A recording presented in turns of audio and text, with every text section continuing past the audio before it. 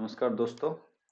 तो हम लोग आज IDFC फास्ट बैंक इस शेयर का टेक्निकल एनालिसिस करेंगे हमारे चैनल पे और देखेंगे कि ये जो शेयर है IDFC fast bank long time frame में ये शेयर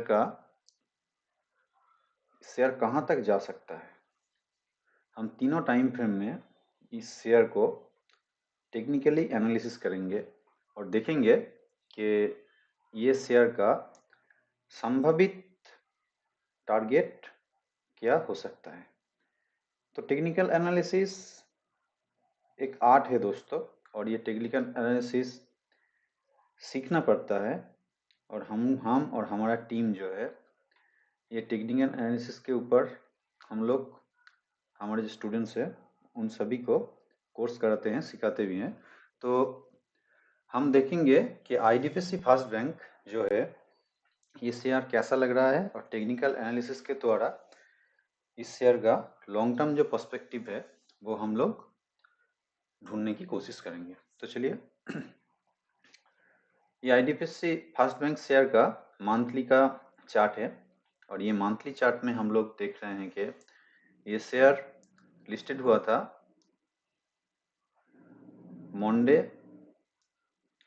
2 नवंबर 2015 को। उसके बाद से शेयर में फॉल आया, सपोर्ट लेकर 43 रुपीज़ 70 पैसे पर सपोर्ट लेकर शेयर अप ट्रेंड में गया। उसके बाद 80 रुपीज़ 17 पैसे पर एक रेजिस्टेंस मिला इसको। उसके बाद share lower high and lower low formation करके अपना बॉटम जो है यहाँ पे बॉटम बनाया।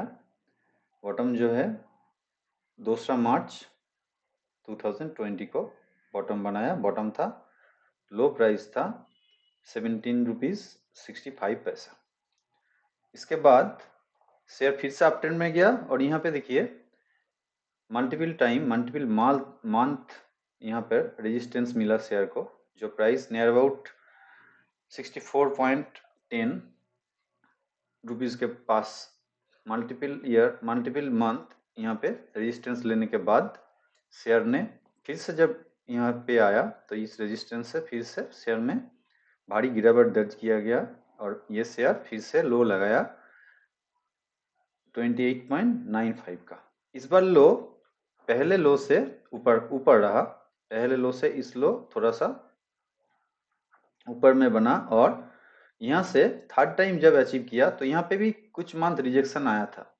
फिर से यहाँ पर जब अचीव किया रेजिस्टेंस के पास आया 64.10, तो यहाँ पर भी बहुत मंथ्स यहाँ पर भी सस्टेन किया था, रेजिस्टेंस को ब्रेक नहीं कर पा रहा था। उसके बाद ब्रेकअवे गैप के द्वारा रेजिस्टेंस को ब्रेकआउट किया, और यहाँ से हाई लगाया। जो हाई था तो हाई लगाया इस कैंडल में 100 रुपीज़ का हाई लगाया, 100.70 रुपीज़ का 70 पैसा का 100.70 पैसा का हाई लगाया। वहाँ से फिर से रिजेक्शन आया, तो इस बार यहाँ पे रेजिस्टेंस था नियर अबाउट 80.7 पर रेजिस्टेंस था। यहाँ रेजिस्टेंस दोबारा से यहाँ पे सपोर्ट हो गया, तो सपोर्ट में यहाँ से सपोर्ट लेकर स्टॉक 3 मंथ्स तक यही पे कंसोलिडेट कर रहा है। ठीक है, तो इस चार्ट के द्वारा हम क्या देख सकते हैं। टेक्निकली हम प्राइस एक्शन को देखा, प्राइस एक्शन देख के हमको पता चला कि पहले स्टॉक का जो रेजिस्टेंस था वो 64.10 रुपीज़ का रेजिस्टेंस था यहाँ पर। तो यहाँ पर एक बेस बना लिया था स्टॉक ने। यहाँ से ब्रेकआउट देने के बाद स्टॉक का जो नेक्स्ट रेजिस्टेंस था वो था 80 रुपीज़ 70 पैसा। तो वहाँ से स्टॉक ब्रेकआउट देने के बाद फिर से वहाँ पर आया और वहाँ से सपोर्ट ले रहा है। बिकॉज हमारा स्टॉक मार्केट में एक चीज़ हमको जानना पड़ेगा, जो पहले जो रेजिस्टेंस होता है उसको जब ब्रेकआउट देता है कोई भी स्टॉक या इंडेक्स, तो वो फिर से सपोर्ट बन जाता है। वैसे ही सपोर्ट को अगर ब्रेक करता है कोई स्टॉक, तो फिर से वो जब ऊपर जाता है तो वो रेजिस्टेंस का काम करता है। तो resistance become a support, support become a resistance. ऐसे ही स्टॉक वेब के द्वारा चलता है। तो यहाँ पर अगर हम देखें तो यहाँ पर हम तो मंथली चार्ट में दो तरीके का रिवर्सल चार्ट पैटर्न यहाँ पर बना है। पहला पहला ये राउंडिंग बॉटम पैटर्न बना है। तो ये राउंडिंग बॉटम पैटर्न अगर ठीक ठाक से हम पकड़े तो 16 से 1 सितंबर 2016 से 1 जून 2023 तक ये 7 साल टाइम यहाँ पर लगा है बनने को। ठीक है, ये जो राउंडिंग पैटर्न है, राउंडिंग बॉटम जिसको हम कहते हैं टेक्निकल टर्म के द्वारा, तो ये राउंडिंग बॉटम बनने में 7 साल लगा है। तो यहाँ से एक चीज मालूम पड़ता है कि ये जो ऊपर का रेजिस्टेंस था 80 रुपीज 0.7 पैसा पर, तो ये जो रेजिस्टेंस था, ये रेजिस्टेंस ये राउंडिंग पैटर्न जो है, ये राउंडिंग पैटर्न का नेक लाइन है। तो नेक लाइन क्योंकि रेजिस्टेंस था, यहाँ से ब्रेकआउट देने के बाद नेक लाइन को प्राइस टेस्ट कर रहा है। और दूसरा, अगर हम एक ट्रेंड लाइन यहाँ पे ड्रॉ करें, तो ट्रेंड लाइन ड्रॉ करने के बाद हम देख पाएंगे कि यहाँ पे देखिए एक ट्रेंड लाइन यहाँ पे अगर हम ड्रॉ करें ऐसे, तो यहाँ पे देखिए प्राइस ने यहाँ से सपोर्ट लेकर ऊपर गया प्राइस, वहाँ से 80.70 पैसे पर रेजिस्टेंस लेकर फिर से नीचे आया। नीचे आने के बाद ट्रेंड लाइन को ब्रेक करके फिर ऊपर जाना चाहता था, लेकिन प्राइस यहाँ पर फिर से रेजिस्टेंस लेकर नीचे आ गया। नीचे आने के बाद फिर से ऊपर गया, बट यहाँ से ही रिजेक्शन आया, फिर नीचे आ गया। तो ये ट्रेंड लाइन एक राइजिंग ट्रेंड लाइन है, और ये राइजिंग ट्रेंड लाइन होने के वजह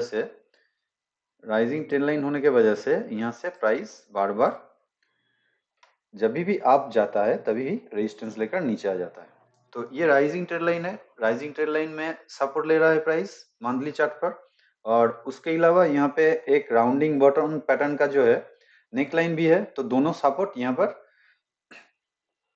प्राइस को नीचे गिरने से रोक रहा है। ठीक है, तो यहाँ से हम एक पैटर्न जो रिवर्सल पैटर्न यहाँ पर दिख रहा है हमको, वो है यहाँ पर देखिए, ये लेफ्ट शोल्डर है, reversal head and shoulder pattern यहाँ पर दिख रहा है। ये लेफ्ट शोल्डर है, ये हेड का फॉर्मेशन है, और यहाँ से ये राइट शोल्डर का फॉर्मेशन है, और यहाँ पे ये ब्रेकआउट मिला है स्टॉक को। और ब्रेकआउट देने के बाद फिर से यहाँ पर जो राइजिंग ट्रेंड लाइन है, ये भी नेक लाइन है reversal head and shoulder pattern का, और यहाँ पर सपोर्ट ले रहा है। तो ऐसे में स्टॉक का जो दो तरीके से हम टारगेट निकल सकते हैं स्टॉक का। पहला, ये जो reversal head and shoulder pattern है, left shoulder, head and right shoulder, अगर ड्राइंग करूँ तो ऐसा दिखेगा।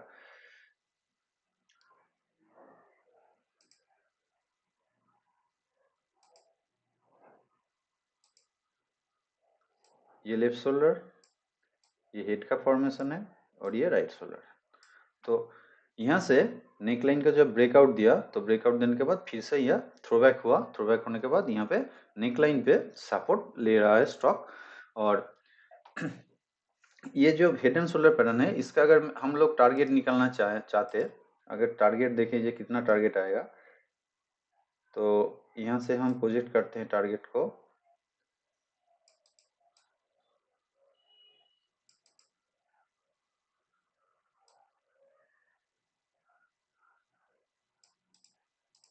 टारगेट तो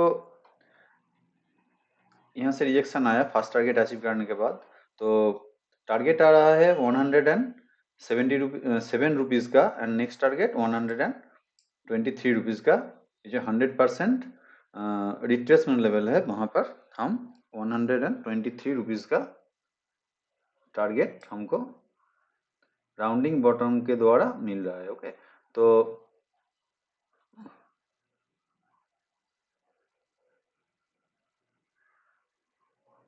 हम यहाँ पे ड्रॉ कर लेते हैं राउंडिंग बॉटम पैटर्न का जो टारगेट मिला, उसको हम यहाँ पे ड्राइंग कर लेते हैं। 100% को लेते हैं 130 रुपीज़, इसको हटा देते हैं। हटा देने के बाद दूसरा टारगेट जो आता है हमारा, टारगेट T1 हो गया। दूसरा टारगेट जो आता है, दूसरा target T1 130.35 rupees.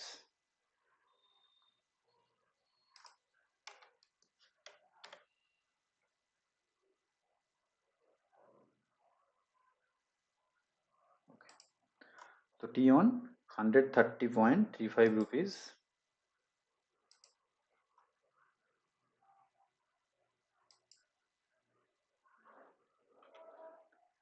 Next target हो गया।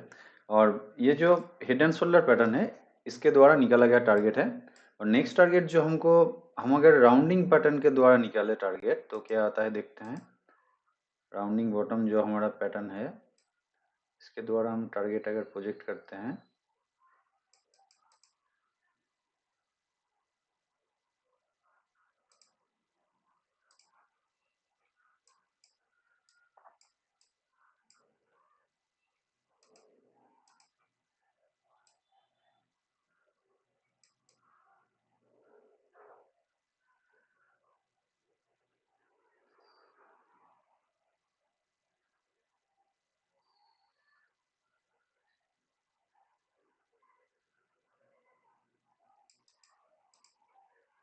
तो राउंडिंग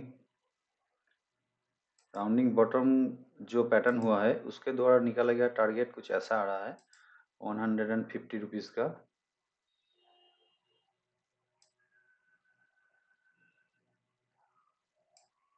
150.10।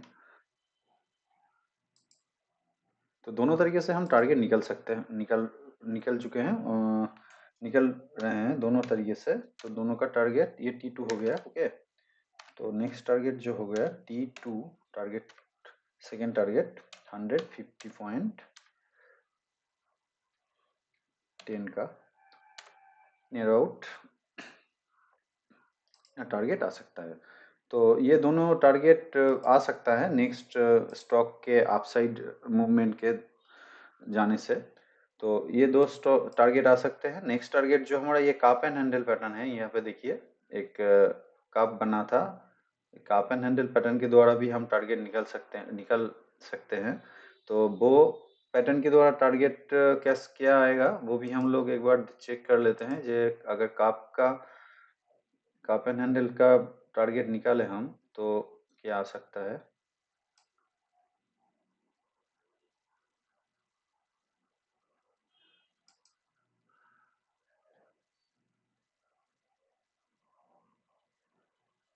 नियर आउट सेम ही आ रहा है नियर आउट। तो 151 और 100% एक्सपेंस 100% रिट्रेसमेंट लेवल अगर ले तो आ रहा है 130। तो नियर आउट सेम आ रहा है। तो ठीक है, कोई भी एक टारगेट को, एक पैटर्न को पकड़ के हम चले तो first target 130 and second target 150 IDFC first bank का टारगेट आ रहा है। तो ये टेक्निकल एनालिसिस करके हम लोगों को पता चला। अब हम वीकली में अगर जाए तो वीकली में क्या आ रहा है देखते हैं।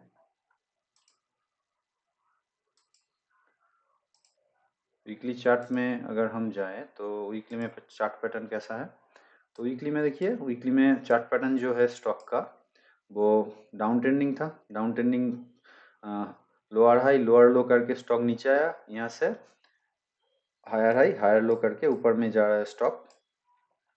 तो जब फर्स्ट रिवर्सल आया तो यहाँ पे कुछ वीक स्टॉक ने कंसोलिडेट किया और कंसोलिडेट करने के बाद यहाँ पे गैप ब्रेकआउट स्टॉक ने दिया। तो ये ब्रेकआउट होने के बाद स्टॉक अप ट्रेंड में higher high higher low function करके जा रहा है। तो यहाँ पे देखने की बात है, यहाँ पे जो रेड लाइन है, ये red line weekly monthly chart का जो राउंडिंग बॉटम पैटर्न था उसका नेक लाइन था। तो यहाँ पे देखिए वहाँ राउंडिंग बॉटम पैटर्न का नेक लाइन पे ही सपोर्ट ले रहा है स्टॉक, और राउंडिंग बॉटम जो पैटर्न है उसके नेक लाइन पे ही सपोर्ट ले रहा है और यहाँ पे ही कंसोलिडेट कर रहा है। ये जो स्टेज है इसको हम री एक्यूमुलेशन जोन व री एक्यूमुलेशन फेज भी बोल सकते हैं। ये एक डाउ थ्योरी जो सिखाया जाता है, तो डाउ थ्योरी में है इसको हम री एक्यूमुलेशन फेज कह सकते हैं। यहाँ से जब स्टॉक निकलेगा तब इसका टारगेट 130 तक आ सकता है। ओके, तो यहाँ पे भी स्टॉक का जो कैरेक्टरिस्टिक देखिए, पहले पहले भी स्टॉक अप ट्रेंड में था, एक जोन के पास आकर कुछ हफ्ते तक यहाँ पर री एक्यूमुलेशन जोन क्रिएट किया, यहाँ पर कंसोलिडेट करने के बाद फिर से ब्रेकआउट देकर ऊपर गया। यहाँ पर भी कंसोलिडेट कर रहा है, स्टॉक एक जोन में अटक सा गया है और यहाँ पे री एक्यूमुलेशन फेज क्रिएट कर रहा है। तो यहाँ से जब स्टॉक स्टॉक जब यहाँ से ब्रेकआउट देगा, 90 के ऊपर जाएगा और 92 और 90 के ऊपर जाएगा, तब स्टॉक में कुछ तेजी आ सकता है। और फर्स्ट टारगेट वीकली बेसिस पे भी फर्स्ट टारगेट हम लोगों को 130 मिल सकता है लॉन्ग टर्म में। ओके, तो इस यहाँ से हम अगर डेली चार्ट में जाए तो डेली चार्ट में क्या स्टॉक का स्ट्रक्चर हुआ है वो जरा देख लेंगे। तो डेली में देखिए, यहाँ पर ये जो रेड लाइन है, यहाँ से रेड लाइन से स्टॉक ने क्या किया, रेड लाइन में स्टॉक ने यहाँ पे सपोर्ट लेकर यहाँ पर शायद बॉटम बना चुका है स्टॉक। ये जो बॉटम है, लो जो है 80 रुपीज़ का, ये शायद बॉटम बना चुका है। तो यहाँ पे कोई हमको रिवर्सल चार्ट पैटर्न ढूंढना पड़ेगा, क्योंकि स्टॉक जो था शॉर्ट टर्म में क्या था, low higher lower high lower low करके शॉर्ट टर्म में डाउन ट्रेंडिंग हो गया था।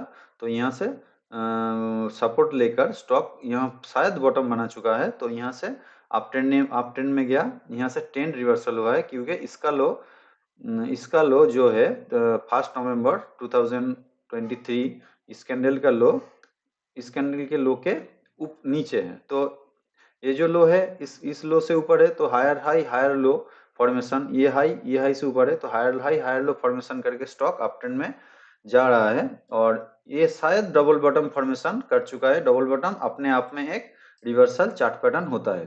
तो अगर हम यहाँ पर एक ट्रेंड लाइन को ड्रॉ करें, यहाँ से एक ट्रेंड लाइन को हम ड्रॉ करें अगर, तो हम देखेंगे कि यहाँ पर एक पैटर्न हो रहा है जो कि रिवर्सल चार्ट पैटर्न है। ये लेफ्ट शोल्डर है, ये हेड है, और ये राइट शोल्डर का फॉर्मेशन हो रहा है यहाँ पर ऐसे। यहाँ पर देखिए, ये लेफ्ट शोल्डर है, ये हेड का फॉर्मेशन है, एंड यहाँ पर राइट शोल्डर का फॉर्मेशन हो रहा है।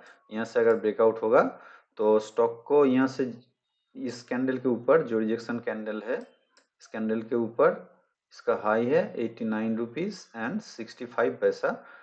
तो ये कैंडल, और यहाँ से भी रिजेक्शन आया था 89 रुपीज़ एंड 60 पैसा। तो ये जो दो कैंडल का रिजेक्शन पॉइंट है 89 रुपीज़ एंड 65 पैसा, इसके ऊपर हम लोग अगर मोटा मोटा पकड़े तो राउंड अप अगर कर लें तो 90 रुपीज़ के ऊपर अगर कोई भी कैंडल क्लोज हो जाती है, कोई भी कैंडल क्लोज हो जाता है, तो यहाँ से एक 90 रुपीज़ के ऊपर कोई भी कैंडल अगर क्लोज हो जाता है, तो यहाँ से लॉन्ग टर्म के लिए एक ट्रेड बनता है। और शॉर्ट टर्म में टारगेट क्या आएगा, अगर ये बॉटम को हम पकड़ के चले, इसको हम पकड़ के चले, तो शॉर्ट टर्म में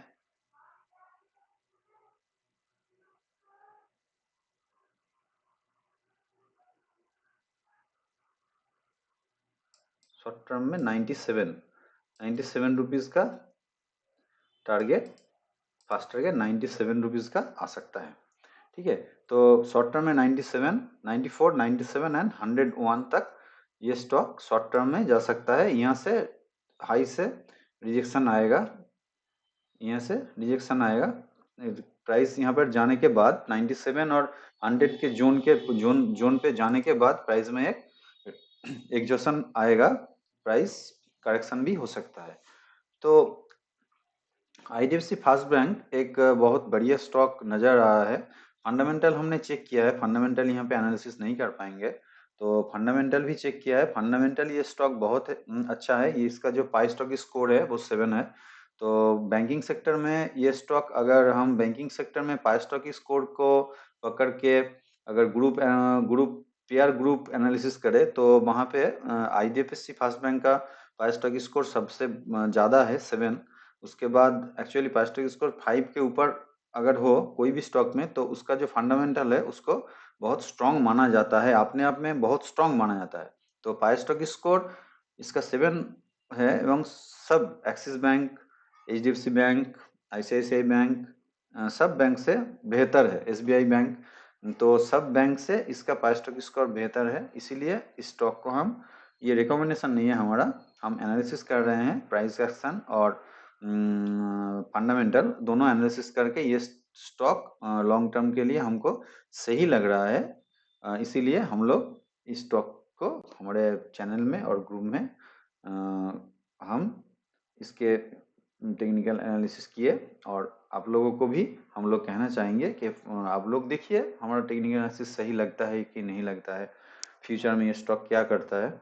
अगर अच्छा करेगा तो उसका पीछे का जो कारण हमने व्याख्या किया, जो बोला टेक्निकल एनालिसिस के द्वारा, तो यही कारण होगा, क्योंकि हर स्टॉक अपना जो रिदम है, अपना जो जाने का गतिविधि है, उसके ऊपर फोकस करता है, वो हमको पता चलता है टेक्निकल एनालिसिस के द्वारा ही।